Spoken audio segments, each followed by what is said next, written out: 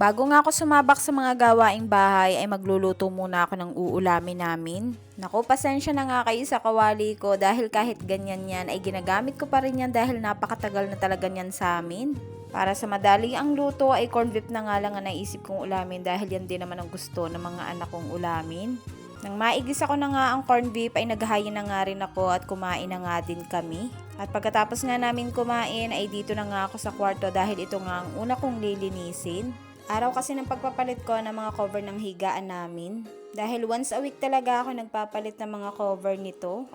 Tabi-tabi nga lang kami matulog dito at sana nga soon ay makagawa na kami ng kwarto ng panganay namin dahil malapit na nga rin siyang magdalaga.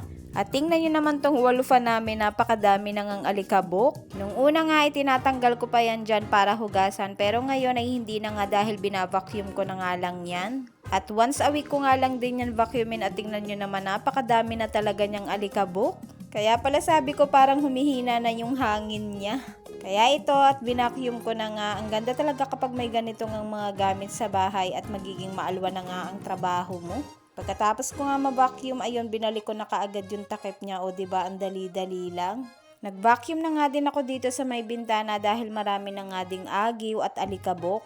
At pagkatapos ko naman sa bintana ay nagpispis na nga din ako. Hindi na nga ako nag-vacuum dyan para nga mabilis ang trabaho ko dahil madami pa nga akong gagawin. Ewan ko ba, sinisipag din akong gamitin itong walis namin dahil bago nga din. At pagkatapos ko nga magpispis ay nagmap na nga din ako ng sahig.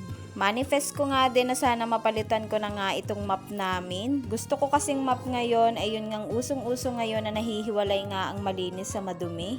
Pagkatapos ko nga magmap ng sahig, eto nga at nagpalit na ako ng mga cover ng higaan. Nilalaban ko na nga din ang mga oras na yan ng mga pinagpalitan at nakasalang na nga sa washing. Tapos ito, ang sarap na naman sa pakiramdam dahil bagong palit nga ang mga cover. Hindi na nga ako nagpalit ng mga punda dahil kalalaba ko lang naman ng mga punda niyan. Pagkatapos ko naman sa kwarto ay dito naman ako sa salas maglilinis.